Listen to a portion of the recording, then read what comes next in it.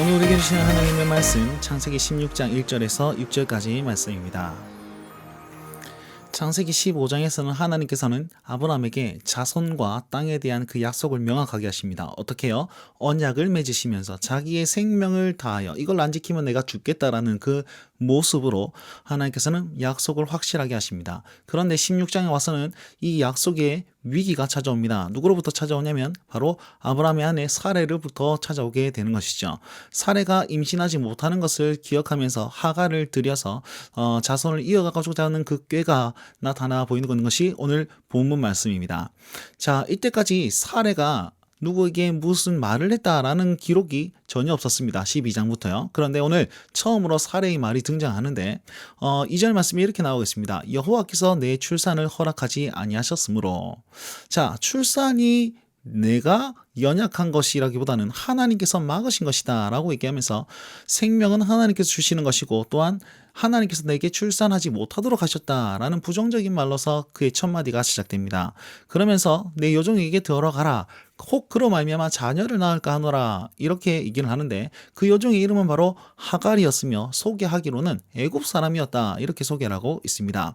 그리고 그 하갈의 뜻은 도망이라는 뜻인데 아마도 7절 말씀에 사례를 피해서 도망하였기 때문에 붙여진 이름이 아닐까 그렇게 추측해 볼 수 있습니다. 자, 중요한 것은 하갈이 어느 지역 사람이었나 애굽 사람이었다라는 것에 주목할 필요가 있습니다. 여러분 애굽에 대한 추억이 무엇이 있습니까? 여러분 이 아브라함이요 제일 처음에 12장 말씀에 가나안에서 그 땅에서 하나님 약속을 기다려야만 했는데 기근 때문에 어디로 도망하였죠? 애굽으로 도망하였단 말입니다. 여러분 기근이 왔을 때 아브라함의 행동은 애굽을 의지하는 것이었습니다. 이제 자손의 위기가 왔을 때 자손에 대한 그런 궁금증이 왔을 때 또 역시 애굽 사람을 의지하는 경향을 볼 수가 있다는 것입니다. 왜 이렇게 해석할 수 있느냐? 여러분 그 아브라함이나 사레에게 여종이 많지 않았겠습니까? 하갈밖에 없지는 않았을 것이란 말입니다.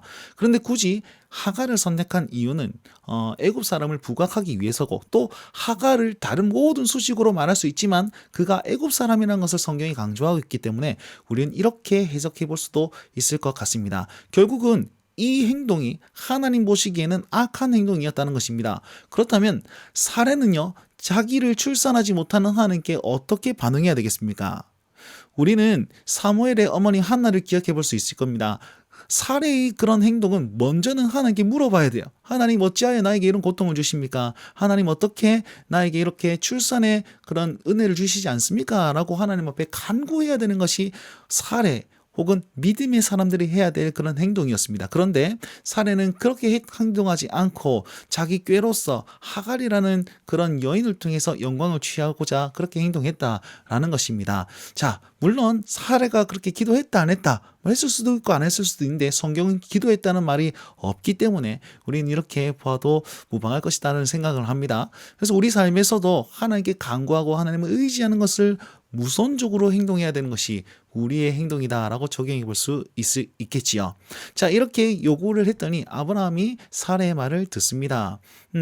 여러분 아담이요 하와의 말을 듣고 선악과를 먹은 것을 요 표현과 어떻게 유사하게 연관을 지을 수가 있을 것입니다.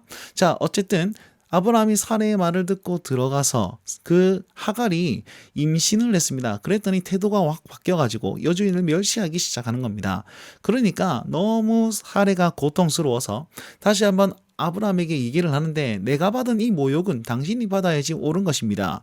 당신과 나 사이에 여호와께서 판단하기를 원하십니다. 이렇게 얘기를 하고 있습니다. 거기에 있어서 아브라함은요 당신의 눈에 좋을 대로 그에게 행하라 이렇게 얘기를 하죠. 그랬더니 사례가 하갈을 학대하기 시작하고 그 학대에 이기지 못해서 하갈은 임신한 채 주인에게서 도망하게 됩니다. 그 당시는 종이 주인을 떠나는 것은 목숨을 건 행동이었습니다. 그렇게 해서는 안 된다는 것이죠.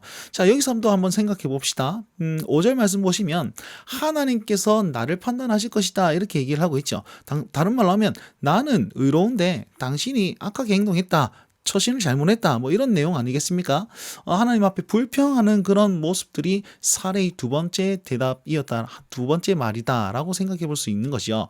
자, 여기에서도 있잖아요. 사례가 행동해야 될 그런 것들은 후회와 회개여야만 합니다. 아, 이것이 하나님의 뜻이 아니구나, 이것이 내가 잘못 선택한 것이구나라고 하면서 회개해야 되는 그런 모습들로 나와야 되는데 다른 남 탓을 하고 있잖아요.